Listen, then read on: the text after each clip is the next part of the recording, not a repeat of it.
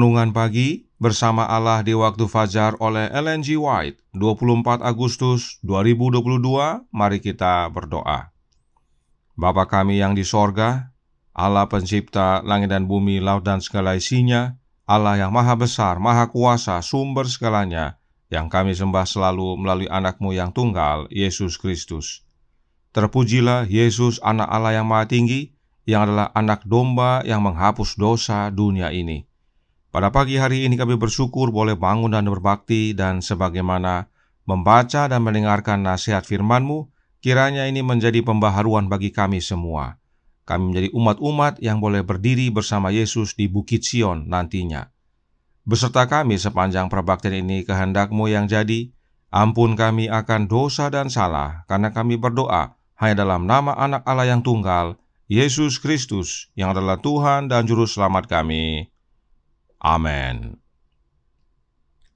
Renungan hari ini akan dibacakan oleh Ibu Noven Tambalean. Kepada Ibu Noven, kami persilahkan. Selamat pagi.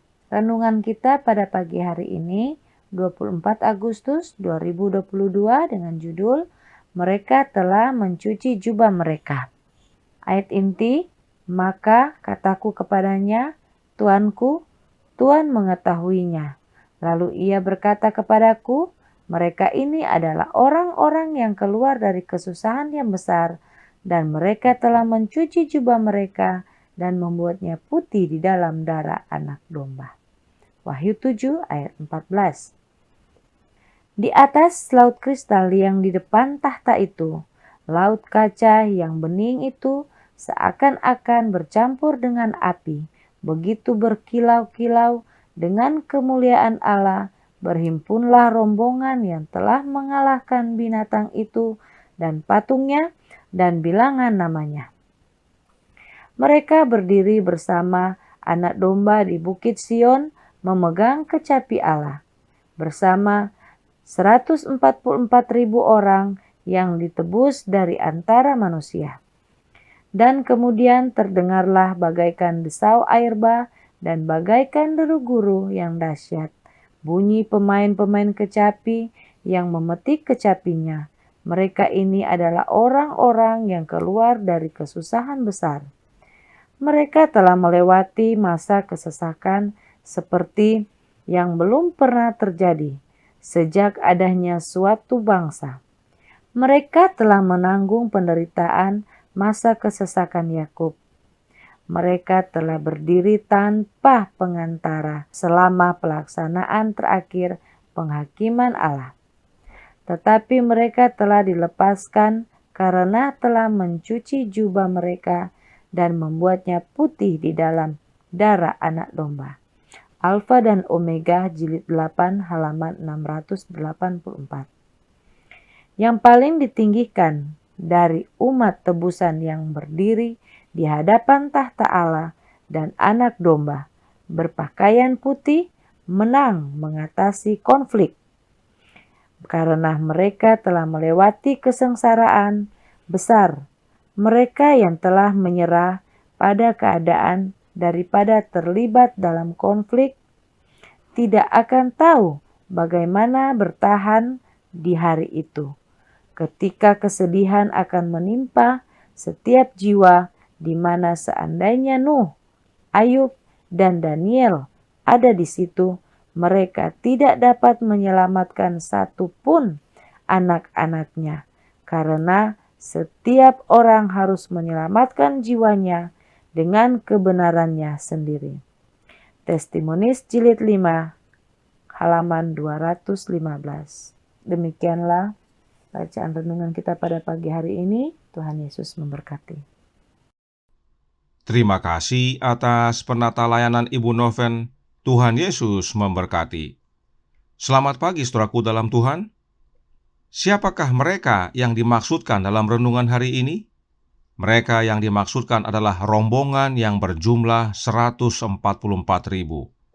Ciri khas mereka adalah mereka telah mencuci jubah mereka dan membuatnya putih di dalam darah anak domba. Jubah apa yang dimaksudkan? Kita baca Review and Herald Oktober 29 tahun 1903 artikel A paragraf 13 yang menjelaskan, sorga adalah tempat kudus, ke dalamnya tidak dapat masuk apapun yang menajiskan. Tetapi mereka yang telah mencuci jubah karakter mereka dan membuatnya putih di dalam darah anak domba akan menerima jalan masuk yang berlimpah ke pelataran sorgawi. Jubah yang dimaksudkan adalah jubah karakter. Apakah jubah karakter itu berasal dari diri kita sendiri? Oh, tentu tidak. Roh Nubuat menjelaskan dalam Testimonies for the Church volume 5 halaman 472 paragraf 1 yang berbunyi, pakaian yang kotor harus ditanggalkan dan jubah kebenaran Kristus akan dikenakan kepada kita. Jubah karakter tersebut berasal dari Kristus, yang disebut juga dengan istilah jubah kebenaran Kristus. Jadi, jubah karakter dan jubah kebenaran Kristus adalah sama. Berikut penjelasan Roh Nubuat tentang hal tersebut dalam Khotbah di atas Bukit halaman 18 paragraf pertama. Bagaimanapun pengalamanmu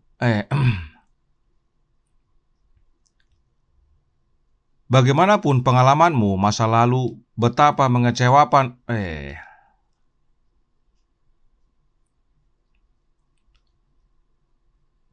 Bagaimanapun pengalamanmu di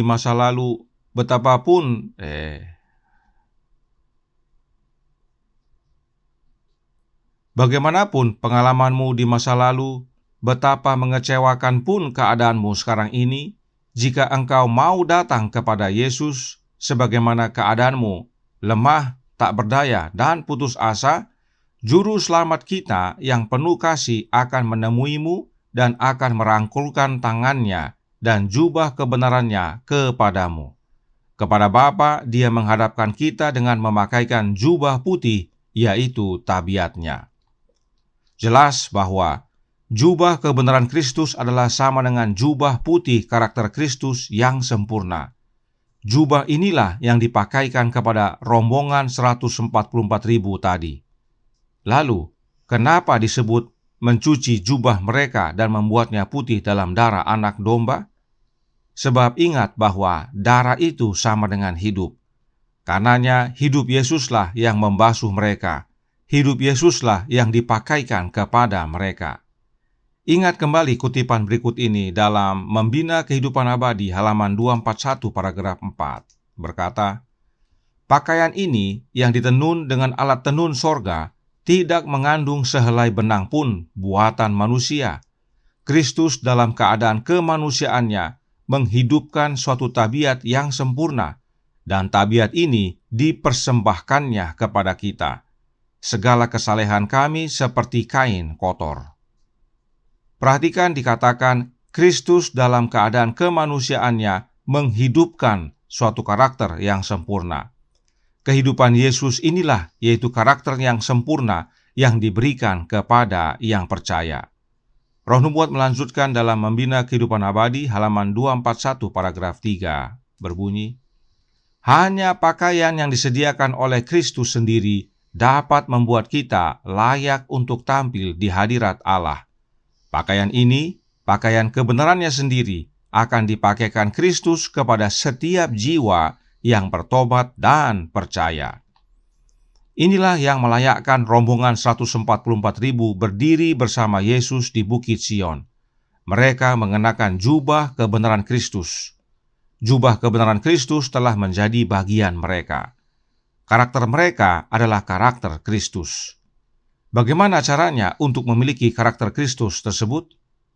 The Review and Herald, Mei 26 tahun 1904, artikel A, paragraf 6, menyatakan, kita tidak bisa hidup tanpa kehadiran Kristus, karena kesempurnaan karakter hanya datang melalui karunia kebenarannya. Kita tidak bisa hidup tanpa kehadiran Kristus dalam hidup kita, sebab kesempurnaan karakter menjadi bagian kita oleh karunia kebenaran Kristus. Itu sebabnya jubah kebenaran Kristus sama dengan jubah karakternya yang sempurna. Sekarang pertanyaannya, bagaimana caranya Kristus hadir dalam kehidupan kita? Help and Daily Living, halaman 30 paragraf 3, menyatakan, barang siapa diilhami oleh Roh Kristus, ia tinggal di dalam Kristus. Apapun yang datang kepadanya berasal dari Juru Selamat yang mengelilinginya dengan kehadirannya. Yesus hadir dalam kehidupan kita oleh kehadiran Roh-Nya, yaitu Roh Kristus. Perhatikan, apapun yang datang kepada kita berasal dari Juru Selamat. Karenanya penting sekali untuk menerima Roh Kristus ini, sebab segala sesuatu kita terima dari Yesus oleh kehadiran Roh-Nya. Nah, mengapa hal ini penting sekali dipahami oleh umat Allah, khususnya umat gereja Masih Advent hari ke-7 yang sekarang ini? Karena adanya doktrin Trinitas. Gereja Advent yang sekarang ini mempercayai doktrin Trinitas. Sadarkah saudara bahwa doktrin Trinitas mendiskualifikasi saudara untuk dapat bergabung ke dalam rombongan 144.000? Mungkin ada yang bertanya, mengapa bisa demikian? Perhatikan bagan berikut ini tentang doktrin Trinitas. Inilah diagram Trinitas sesuai yang diyakini oleh gereja Advent. Doktrin Trinitas menyatakan bahwa Roh Kudus itu adalah Allah, dan karenanya disebut dengan Allah Roh Kudus, dan Roh Kudus itu bukan Yesus dan juga bukan Bapa. Oleh karenanya, sesuai ajaran doktrin Trinitas, Roh Kudus itu bukan Roh Kristus. Sementara yang tinggal dalam hati kita adalah Roh Kristus. Sebab Kristus hadir dalam hati kita oleh kehadiran Roh-Nya, Roh-Nya yang kudus. Bahkan Roh Nubuat berkata dalam beberapa kutipan berikut ini, kita baca, ini merujuk pada kemahahadiran Roh Kristus yang disebut penghibur. Kemudian kita baca, Yesus datang kepada Anda sebagai Roh kebenaran. Dan dengan jelas Nyonya White mengatakan, Roh Kudus adalah Roh Kristus, dikirim kepada semua manusia untuk memberi mereka kecukupan.